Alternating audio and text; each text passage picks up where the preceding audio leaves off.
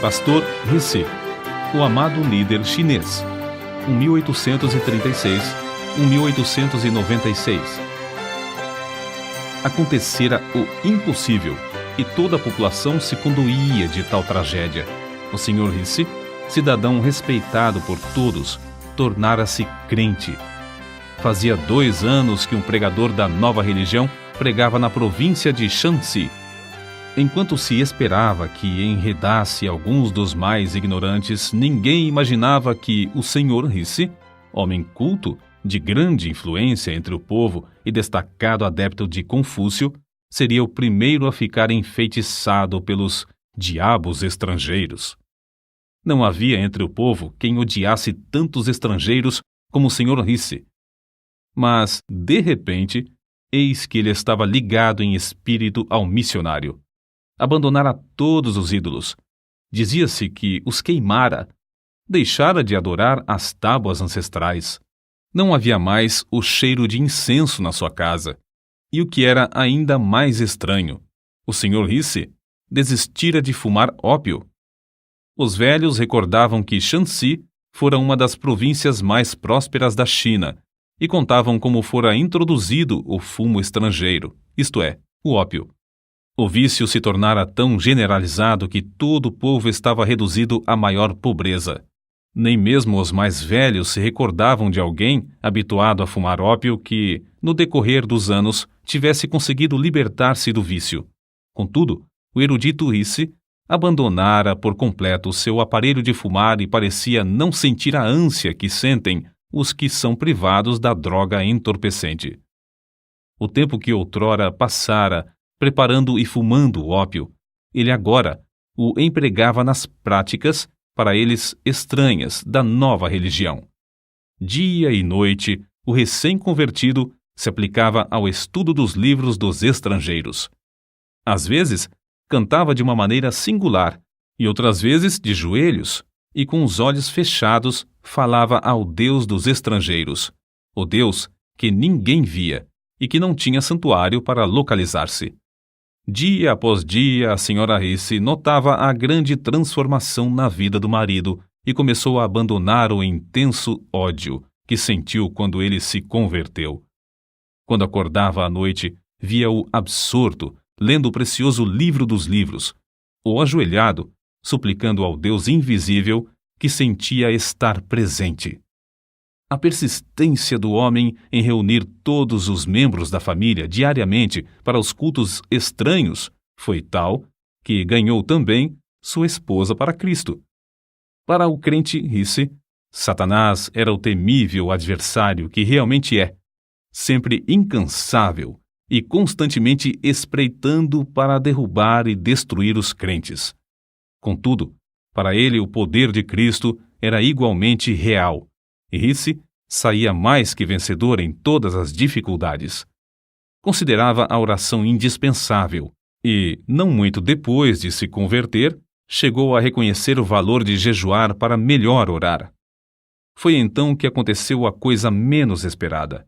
A própria natureza da Sra. Rissy parecia mudada. Ao converter-se, tornara-se profundamente alegre e recebia as lições das Escrituras avidamente. O marido esperava que breve ela se tornasse uma verdadeira companheira na obra de ganhar almas, mas, repentinamente, parecia pairar sobre ela uma nuvem do mal. Apesar de todos os esforços, sentia-se levada, contra a própria vontade, a praticar tudo quanto o diabo sugerisse. Caía, especialmente na hora do culto doméstico, com ataques violentos de cólera. O povo então dizia: o Rissy e sua esposa estão ceifando o que semearam. É, como afirmamos desde o começo, uma doutrina do diabo. E agora, a Sra. Rissy está possuída de demônios. Durante algum tempo, o inimigo das almas parecia invencível. A Sra. Rissy, apesar de todas as orações dos crentes, continuava a definhar, ficando quase sem forças. Nesta altura, Rissy, confiando no poder de Deus, chamou todos os membros da família para jejuarem e dedicarem-se a dias e 3 noites seguidas em jejum. Rissy, sentindo-se fraco no físico, mas forte no espírito, pôs as mãos sobre a cabeça da esposa e ordenou, em nome de Jesus, que os espíritos imundos saíssem para nunca mais a atormentarem. A cura da senhora Risse foi tão notável e completa que houve grande repercussão em toda a cidade. O povo reconhecera o poder dos demônios sobre o corpo e ali, diante dos olhos, estava agora a prova de um poder maior do que o do diabo. Mas foi o Sr. Risse, mais que qualquer outra pessoa, que se aproveitou dessa sensacional maravilha. Esforçou-se desde então de uma maneira nova a proclamar o Evangelho e dedicou-se, com crescente fé em Cristo, a orar sob todas as circunstâncias. Assim, de uma maneira simples e natural, Risse confiava que o Senhor faria o que prometera em Marcos, capítulo 16, versículos 17 e 18. Estes sinais acompanharão aos que crerem. Em meu nome expulsarão demônios, falarão novas línguas, pegarão em serpentes, e se beberem alguma coisa mortífera, não lhes fará dano algum, e porão as mãos sobre os enfermos, e estes serão curados. Em resposta à oração desse humilde crente, o Senhor cooperava com ele e confirmava a palavra com sinais, como em Samaria, Lida e outros lugares aos tempos dos apóstolos. E, tal qual os tempos antigos, homens e mulheres, ao verem o poder de Deus, convertiam-se ao Senhor. Nunca antes houve alguém para contrariar a Satanás em toda a província de Shanxi. Portanto, não é de admirar que ele estivesse enfurecido. Isso também foi como nos tempos antigos. A perseguição, entretanto, se tornou mais e mais severa, até que, por fim, o povo planejou, ao tempo de uma grande festa pagã, passar cordas por cima dos caibros nos templos idólatras e pendurar todos os crentes pelas mãos até que se retratassem e negassem a fé na religião dos estrangeiros. Ora, Risse era tão prático como espiritual e levou o caso ao conhecimento das autoridades.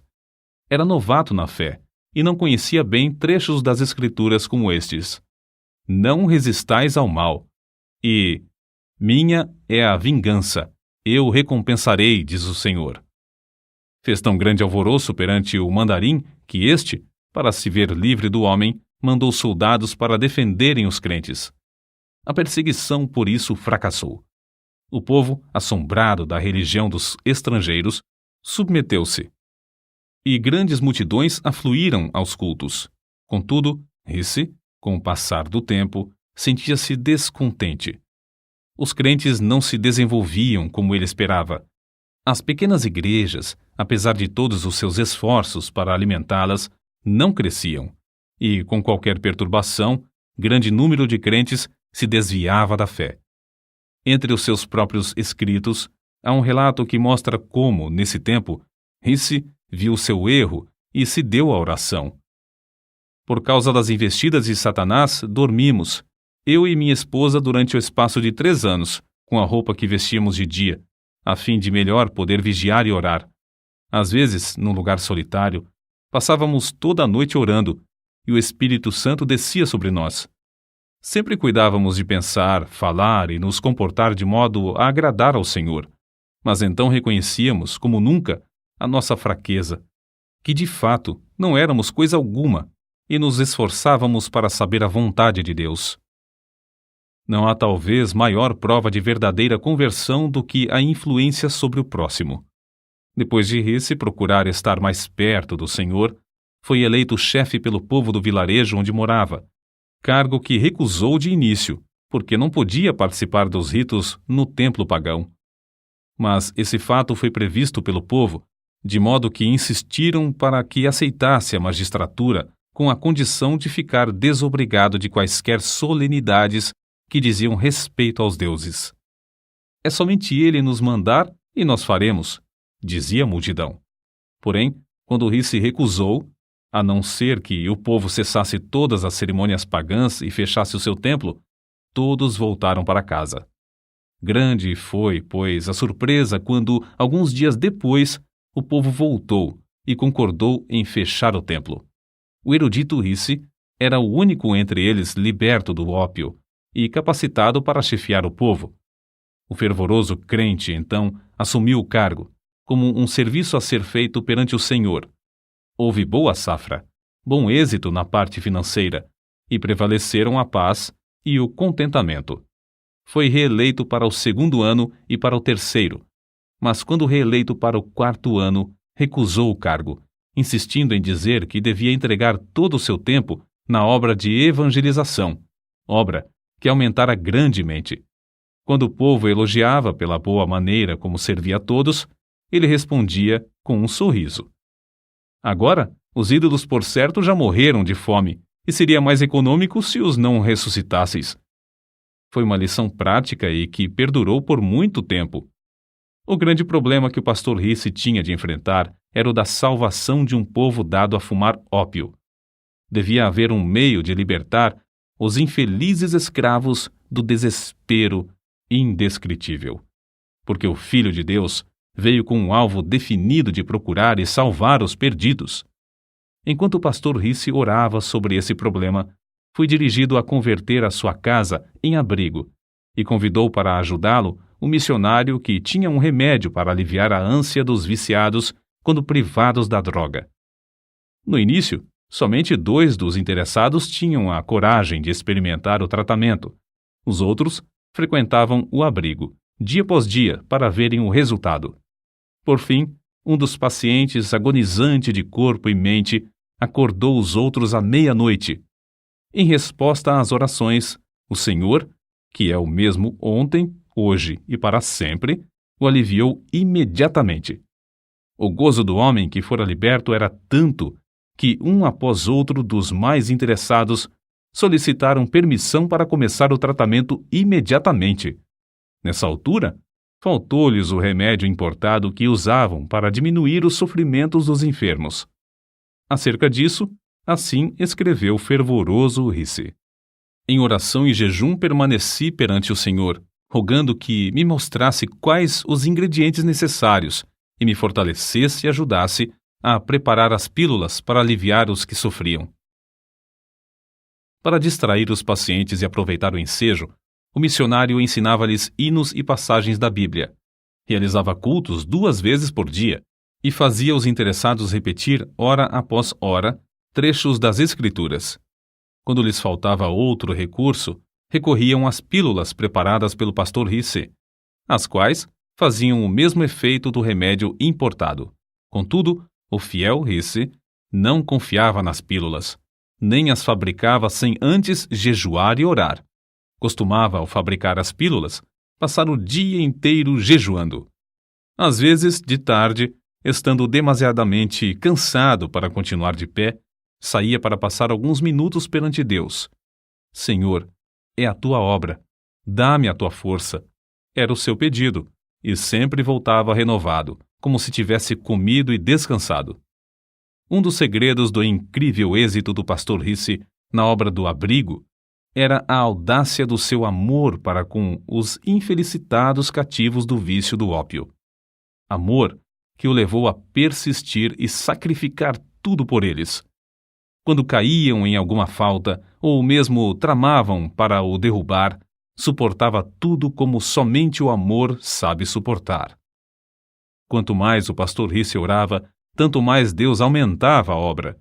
E quanto mais crescia a obra, tanto mais ele sentia o anelo de orar. Em vez de ficar escravizado pelas inumeráveis obrigações, deliberadamente dedicava horas, e mesmo dias, frequentemente em jejum para orar perante o Senhor a fim de saber a sua vontade e receber da sua plenitude. Certo dia, quando assim orava, o Senhor o impressionou profundamente acerca do povo da cidade de Shaocheng, que vivia e morria sem saber o caminho da salvação. Mas como podia ele abrir outro abrigo em uma cidade da qual não conhecia os costumes? Como podia arranjar tempo? Porém, enquanto orava, o Senhor lhe disse: todo o poder me é dado. Mas como podia ir sem recursos? Não possuía dinheiro suficiente para pagar a passagem até aquela cidade. Persistiu em orar, e o Senhor continuou a aplainar as dificuldades. Dinheiro? Era de dinheiro que precisava para abrir os corações e ganhar almas? Se o Senhor chamava, não supriria a ele todo o necessário? Os muros de Jericó não caíram rentes ao chão sem a intervenção de mãos humanas? Assim, ao findar o ano de 1884, 5 anos depois da sua conversão, o pastor Risse era o dirigente de uma obra que se estendia de Tengitsuen, ao sul de onde morava, até Shaocheng, 60 quilômetros para o norte. Havia então 8 abrigos e um bom número de congregações espalhadas entre eles. Mas o pastor Risse não podia conter-se. À distância de um dia de viagem, ainda mais ao norte, estava a grande cidade do Rochal. Constrangido pelo amor de Deus, suplicava ao Senhor que o usasse para iniciar uma obra ali. Todos os dias, orava insistentemente por Rochal, no culto doméstico. Por fim, a senhora Risse não mais se conteve e perguntou: Já oramos durante tanto tempo. Será que agora não convém agir? Por certo, se tivéssemos dinheiro, respondeu seu marido. No dia seguinte, o pastor Risse, no culto doméstico, orou como de costume. Ao findar a reunião, a esposa, em vez de retirar-se, avançou e colocou um pacotinho sobre a mesa, dizendo: Acho que o Senhor já respondeu às nossas súplicas. Admirado e ignorando o que ela queria fazer com aquele gesto, tomou o pacote da mesa. Continha algo pesado, embrulhado em várias tiras de papel, e dentro do papel, um lenço. Ao abrir o lenço, encontrou os objetos mais prezados por uma senhora chinesa: anéis, pulseiras, brincos, grampos de ouro e de prata, objetos que lhe foram presenteados quando se casaram. Com os olhos cheios de lágrimas, ele olhou para a esposa e notou pela primeira vez a diferença na sua aparência, sem os enfeites usados pelas mulheres casadas. Não havia mais aliança no dedo e, em vez dos enfeites de prata nos cabelos, viam-se as tranças seguras por fios de barbante. Quando ele quis recusar a oferta, ela insistiu alegremente, dizendo: Não faz mal, posso dispensar essas coisas. Rochal deve ter o evangelho. O pastor aceitou a oferta de sua esposa e sabia que ela representava profundo sacrifício. A doação foi suficiente para construir o abrigo, que logo se tornou um centro de luz e bênção na grande cidade. Depois de abrir o trabalho em Rochal, realizou-se uma convenção na qual foram batizados 70 dos novos convertidos. O poder de Deus era tal e a assistência tão grande às reuniões que foi necessário realizar os cultos ao ar livre, apesar das grandes chuvas. Como o evento se deu após um grande período de seca, os crentes não queriam orar ao Senhor para que retivesse a chuva. Certo moço endemoniado, do abrigo de Shaocheng, assistiu a essa convenção. Quando o poder de Deus começou a cair no culto, ele se tornou violento, tentando destruir-se e ferir as pessoas que estavam em redor. Quando o pastor Risse se aproximou, o moço deixou de gritar e de lutar. E os homens que o seguravam disseram: Ele está bom, agora está bom. O espírito já saiu. O pastor, contudo, não se enganou. Pondo as mãos sobre a cabeça do moço, orou com instância, no nome de Jesus.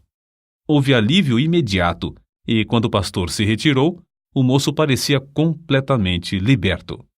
Certo crente, comovido ao presenciar tudo isso, tirou $50 do bolso e disse ao pastor: Aceite isso. Sei que as despesas da obra são grandes. O pastor, surpreendido, aceitou o dinheiro, mas ao pensar sobre o caso, sentiu-se turbado. A importância era muito elevada e ele a aceitara sem pedir conselho ao Senhor. Retirou-se imediatamente para levar o caso a Deus. Apenas tinha começado a orar, chegou um crente apressado. O endemoniado estava mais violento do que nunca, e os homens não podiam segurá-lo. Ao chegar o pastor à presença do moço, o espírito clamou: Podes vir, mas não te temo mais. Parecias tão elevado como os céus, mas agora é baixo, vil e insignificante. Não tens mais poder para me domar. O pastor, reconhecendo que perdera a fé e o poder ao aceitar o dinheiro, dirigiu-se ao crente que lhe o dera, enquanto o infeliz endemoniado blasfemava em alta voz. Devolveu toda a importância, explicando como, ao receber o dinheiro, perdera seu contato com Deus. Depois, com as mãos vazias, mas com o coração cheio de gozo, voltou novamente para onde estava a multidão alvoroçada. O moço continuava furioso. O pastor, porém, estava em contato com o mestre. Calmamente e em nome de Jesus, ordenou ao espírito que se calasse e saísse. O moço deu um grito e foi lançado ao chão pelo demônio, onde ficou alguns minutos contorcendo-se em dores agonizantes. Então se levantou, com o corpo abatido, mas completamente liberto do espírito maligno. Certo missionário escreveu o seguinte acerca de Risse: o pastor Risse era perenemente alegre, servia ao próximo incansavelmente, tratava a todas as pessoas com a maior delicadeza. Nunca se comportou levianamente, nem desperdiçou o tempo em assuntos desnecessários. Ganhar almas era a paixão da sua vida. Era impossível estar com o pastor Risse sem orar. Seu instinto em tudo era o de olhar para Deus. Muito antes de clarear o dia, ouvia-o no seu quarto, orando e cantando horas a fio. A oração se parecia com a atmosfera em que vivia, e ele esperava e recebia de Deus as mais destacadas respostas. Lembro-me de que, certa vez, quando viajava com ele, hospedamo-nos em uma pequena pensão. Foi procurado por uma mulher que tinha uma criança de colo enferma e que sofria muito. Homens e mulheres, em todos os lugares por onde passava, também o procuravam. Reconheciam que era homem de Deus e que podia socorrê-los. O pastor Risse ficou em pé imediatamente, cumprimentou a mulher com o filhinho, tomou-o nos braços e orou pedindo a Deus que o curasse. A mulher, grandemente consolada, partiu. Algumas horas depois, viu o menino são, correndo e brincando. Tais acontecimentos eram comuns. Nunca me esquecerei da convenção realizada em Pyongyang. Ao nos aproximarmos do local, durante a noite, ouvi os crentes chorando e orando em voz baixa. Ali estava o querido pastor Risse, juntamente com um grande número de irmãos, todos ajoelhados, clamando ao Senhor e suplicando que salvasse seus parentes e amigos. Acreditavam no poder da oração e se dedicavam à intercessão. Durante todo o inverno, o pastor Risse esteve sob o poder do Espírito e transmitia esse poder ao próximo. Quando encontravam um auxiliar passando por alguma prova, jejuava, orava e impunha-lhe as mãos. O resultado era que, geralmente, os auxiliares recebiam o mesmo poder. Nesse tempo, também havia grande falta de sujeição à palavra de Deus. O pastor Risse, porém, em tudo entregava-se à oração. No decorrer dos anos, tornou-se poderoso em expor as Escrituras. A força e a resistência que Risse manifestava sob provações físicas e mentais eram extraordinárias. Recebia virtude de Deus para realizar a obra divina. Quando já velho, podia andar 45 quilômetros de uma vez, e depois de jejuar por 2 dias seguidos, podia ainda batizar 50 pessoas sem descansar e sem interrupção. Por fim, com a idade de 60 anos, no meio da lida desta vida, Deus o chamou. Na mesma sala onde, antes da sua conversão, fumava ópio, passou alguns meses de cama, sem qualquer sofrimento, apenas com as forças quase completamente esgotadas. Na manhã do dia 19 de fevereiro de 1896, ao fechar os olhos aqui no mundo para ir estar na presença de seu Senhor, centenas de seus filhos na fé, que o amavam ardentemente, não puderam mais conter-se, rompendo em grande choro e fortes soluços. Durante sua vida terrena, entregou tudo ao Senhor. Para ele, não existia coisa demasiado preciosa que não pudesse usar para o seu Jesus. Não havia labor árduo demais, se pudesse ganhar uma alma pela qual seu Salvador morrera. Nunca encontrou cruz pesada, se pudesse levá-la por amor de Cristo. Jamais julgou o caminho difícil, tratando de seguir as pisadas de seu mestre. Assim, o fiel pastor Risse foi promovido para fazer serviço mais alto, mais sublime, para estar em mais íntima ligação com Jesus.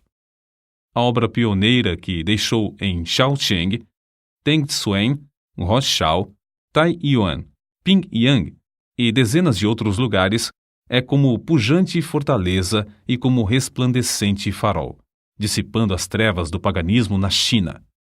Os abrigos e as igrejas fundados nesses lugares permanecem como imponente monumento à sua memória.